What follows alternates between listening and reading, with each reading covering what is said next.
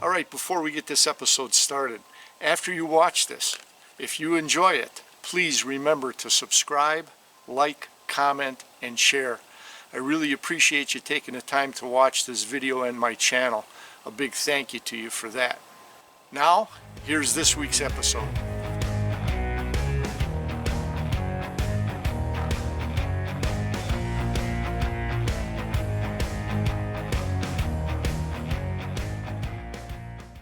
Kevin Pitzl arrived for his first fall bow hunt on Friday, October 15th. His buddy and cameraman, Clint Benson, would arrive later that evening. So Friday evening would be a self-filmed hunt. Let's join Kevin in the tree stand. Well, it is October 15th. It's a Friday of the 2021 season. This is the first time I've gotten out deer hunting this fall. On my way walk out this afternoon, I kicked up 4 deer from their beds about 100 yards or so southeast. Just getting ready to film this interview, I had another doe running right underneath my stand before I could turn my camera on.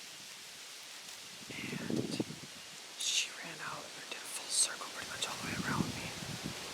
And then another one, after she disappeared, another one due south of me about 35-40 yards, bolted out of the brush and took off. So, for only being in the stand 10 minutes, it's been a pretty good sit so far.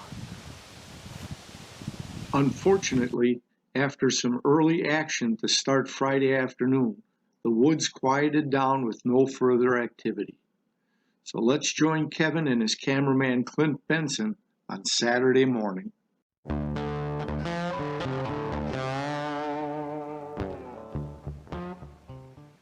With Kevin and Clint in the tree stand, the action started before the sun's rays filtered through the trees. As this big-bodied, small-racked 6-point came into range and eventually presented a broadside shot.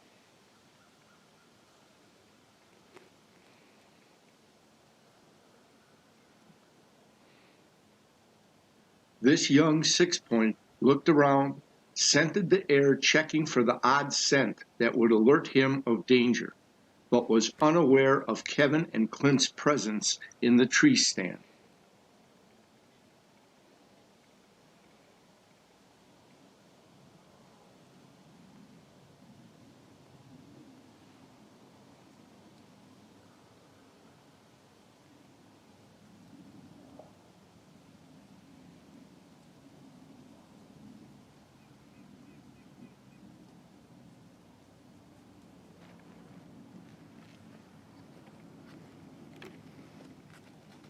Hold on, don't move.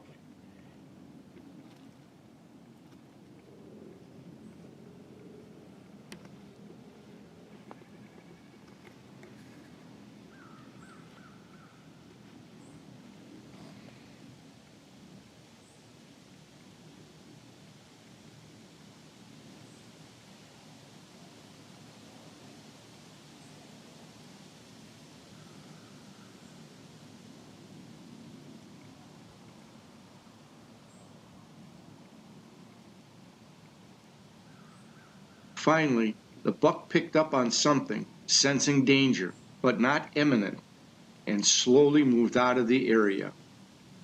By practicing a selected harvest as part of the quality deer management program, Kevin let this big body 6-point pass, thus allowing him the possibility of turning into an 8 or 10-point stud down the road. Now previously, on October 5th, in the center of the food plot, this 8-point buck shows up at dusk at 6:49 p.m. and proceeds to scent the licking branch and remark his calling card. Now this 8-point rack, although I'm not 100% sure because these photos do not give a clear angle to confirm the curved brow tine, but to the best of my ability, that brow tine appears to be curved outward in this grainy close-up. Plus, the rest of the rack's structure looks like the buck that Kevin and Clint encounter 11 days later. Check this out.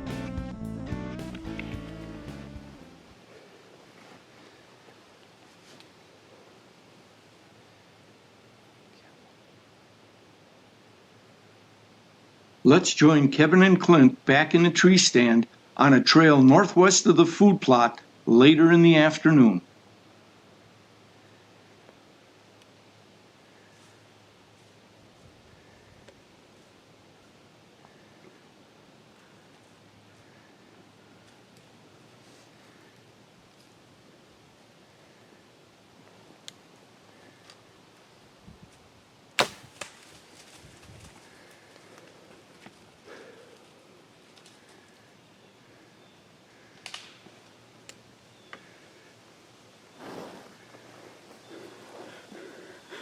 Hit him for sure. Should get it on camera. Yeah. Let's take a look at that again in a slow motion replay. Now Kevin was facing away from the buck as it came in. Clint, his cameraman, picked up on some movement and started the film rolling. Kevin, at this time, was still looking 180 degrees away in the opposite direction. The buck had come in slow and quiet. Clint tried to whisper quietly to get Kevin's attention, but the buck looked up right at Clint in the tree stand.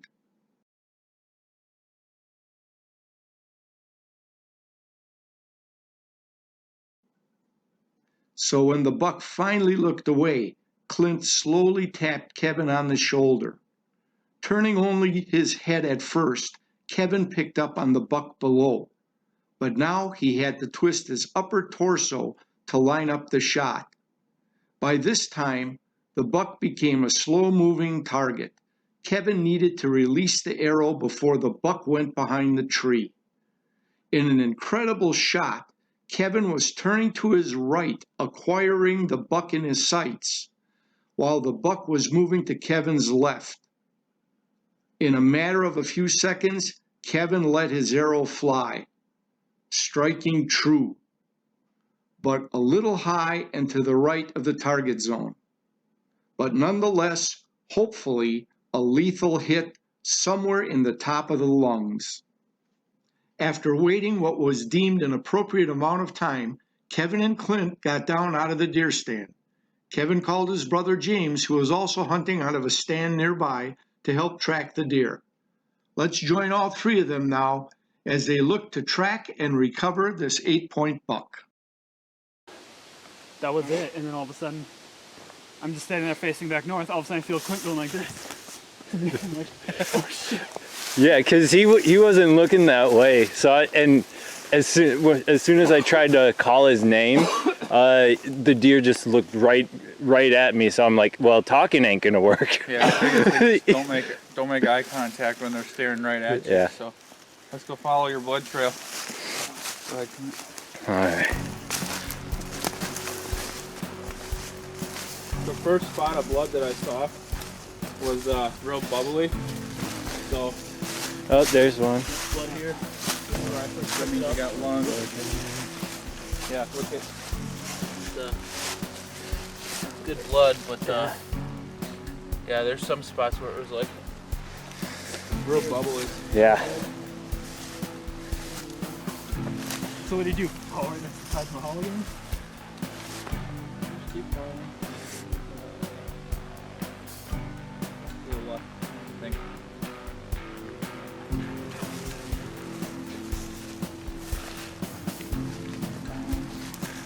Yeah, look over.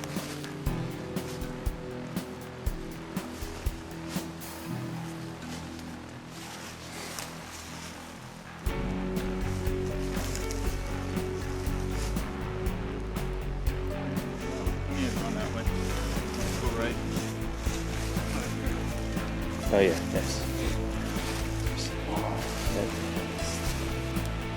Look for your arrow too. Yeah. It must have. Maybe it Probably. snapped. It could have snapped off. Yeah, he probably. Yeah.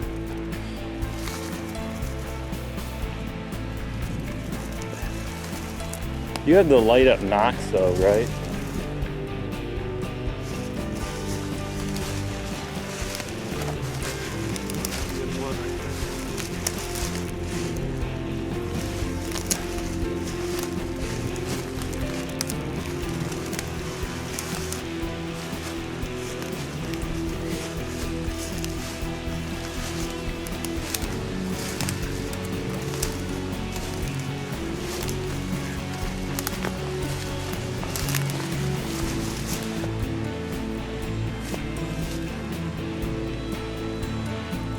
right there on the log.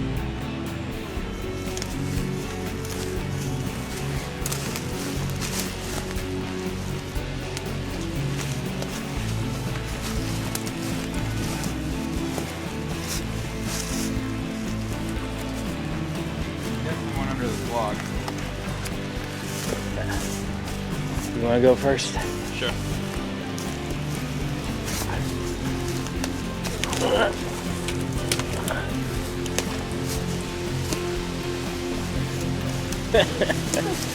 Sure. There he is. Arrow poking out through this side almost. Well, not huge, but I got him on camera just yesterday morning. Kev, what is that? my first buck with a bow. That's a real nice deer. Let's I'm gonna stop the video and then we'll get some real nice pictures. Yeah.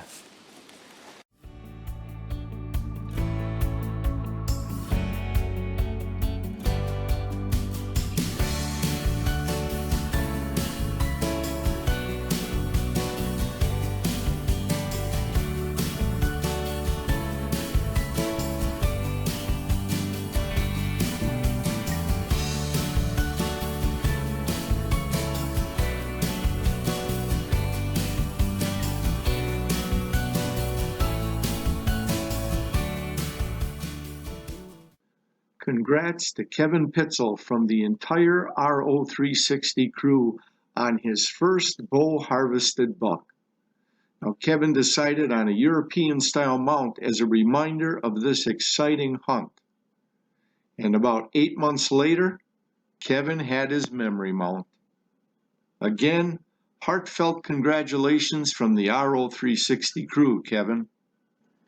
Now be sure to check out our next episode as RO360 crew member Lee Rapont is next up on his two-part fall bow hunt.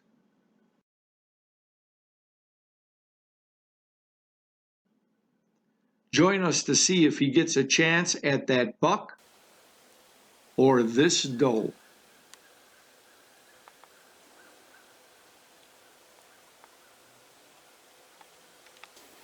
Feel free to comment below, or if you don't want to comment in the public eye, we can also be reached at rapintoutdoors360@gmail.com.